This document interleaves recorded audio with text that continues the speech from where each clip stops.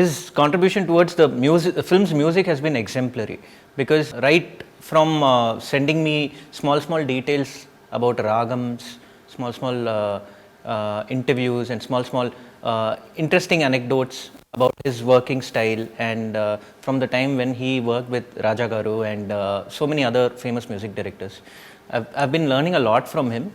Right from the start of the project, this whole journey has been very satisfying for me. The X factor, I would say, is Hanu is eccentric and I am equally eccentric. So it is like two mad people making music and making a very good film, which touches the core of the audience. Hanu and me always have this kind of one gentle fight about which song is better. I'm very happy with the response that we've got on the songs, because on the musical side we've tried to be very rich. I have not used even one single plastic sound in the album. The movie is as real as it can get, and the songs are as organic as they can be. So I've done maximum effort from my. This is probably my best work till date. So it's an album that will stand. Hopefully it will stand the test of time. See, one is we all miss SPB sir. There is no one who can fill that void. The only person I could think of to sing those songs, the two songs that released, other than SPB, was SPB Charan, because he's got the same voice texture, he's got the same intonation of singing, he's got a very similar style of delivering, and a voice timbre that matches SPB Garu. We decided, okay, let's I thought through this for a very long time. I posted this thing to Dutt sir, and he was also very happy about the choice of the singer.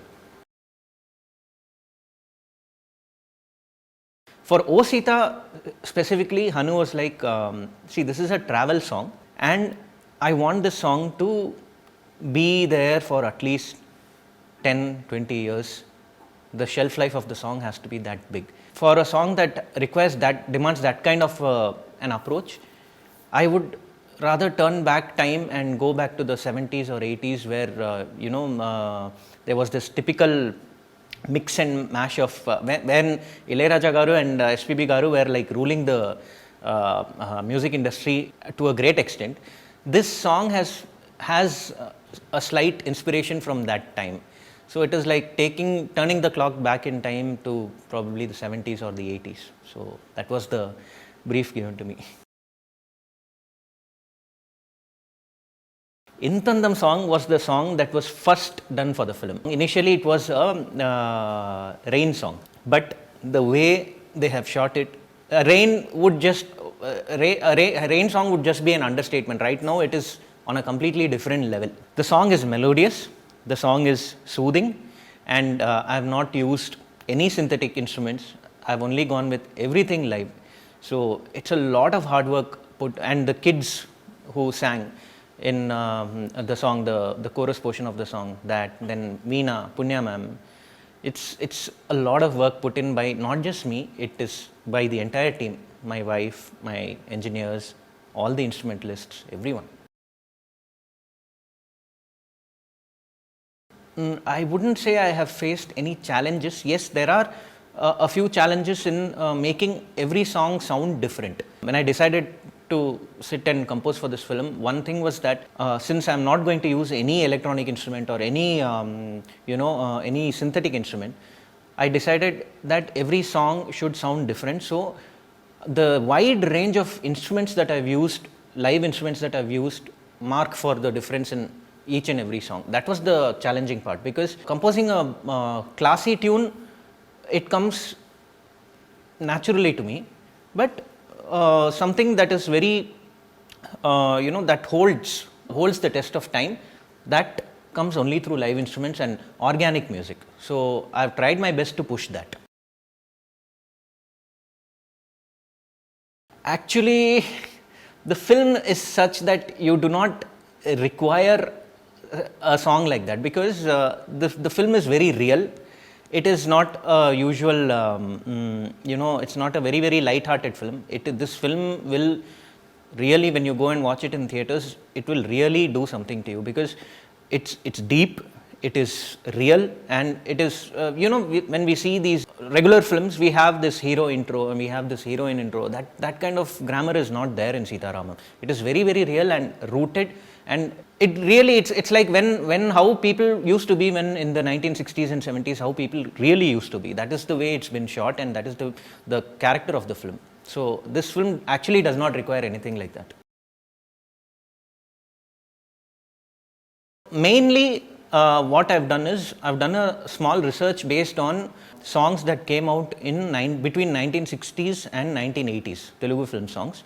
And one thing peculiar that I found out in all these songs were that they were mostly based on Hindolam raga.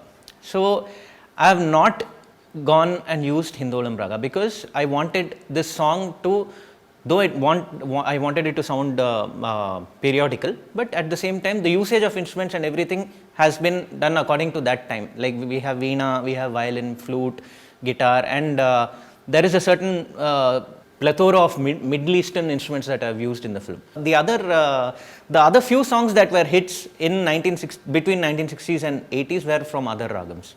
So I have tried to specifically concentrate on that, and I hope I've done justice to the whole thing.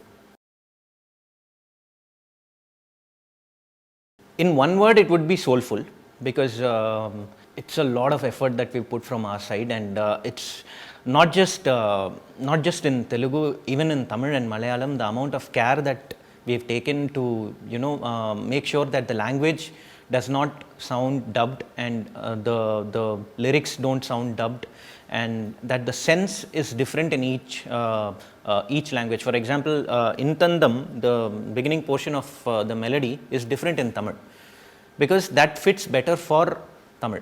Going through those comments in YouTube also makes me feel really happy, because there are people who recognize that. All the lyricists, the whole team has been working really hard and getting to get the output.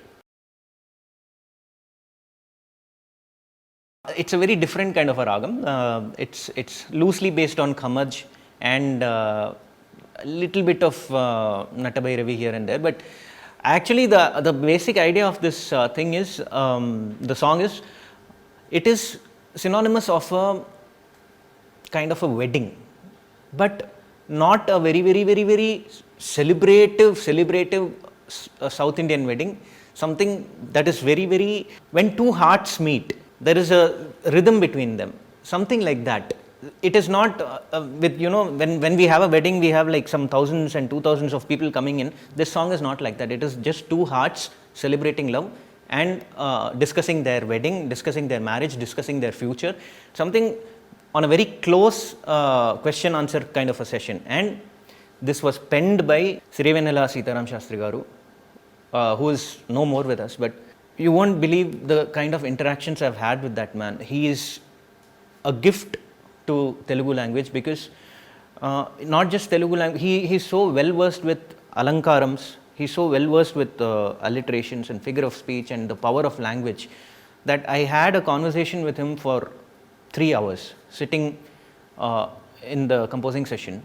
He came to the composing session and graced me with his presence and sat down, and we were just randomly talking about the beauty of language, beauty of Sanskrit, Tamil, Telugu, Hindi, everything put together. He was one thing that I'll always still carry with me till the last moment is the fact that he said that I love the fact that you are good with language. The other day I was checking my Instagram account, and there was one comment that I received from a person, and it was like, I've been listening to this song for almost 50 times or 52 times or something. So that it means a lot, because they've been counting the number of times the replay has been, the play button has been pressed. Dulquer is a great singer. For all those who don't know, Dulquer is a very, very good singer, and his music sense is very, very good. And apart from all that, his presence in the frame as an actor. I've seen most of his films, but in Sita Ramam, he's outdone himself. There are moments where I myself sitting while composing have become a little teary-eyed. So that's the kind of emotional, emotional feeling that he gives you, even from the screen. So his performance is mind-blowing. There's this song, the song based on the letter theme. This comes throughout the film. You'll be hearing it in bits and pieces here and there, because the letter is the thing that connects Sita and Ram. Because if there is no letter, there's no film. And this song is as important as the letter, because every time Ram is remembered, this letter song is remembered. Every time Sita is remembered in the film, the letter song is remembered. So it is loosely based on the Rag Jog, and it is a very, very, it's a very, very mystic kind of a tune.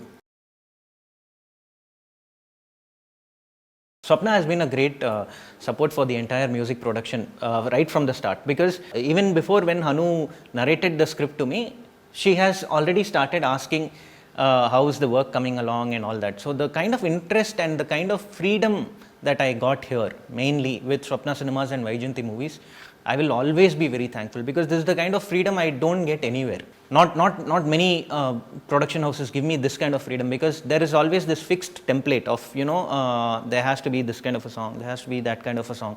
No, this is a journey that I've started while starting composing for Sita Ramam, and I hope this continues with Vaijayanti and Swapna. Thank you so much.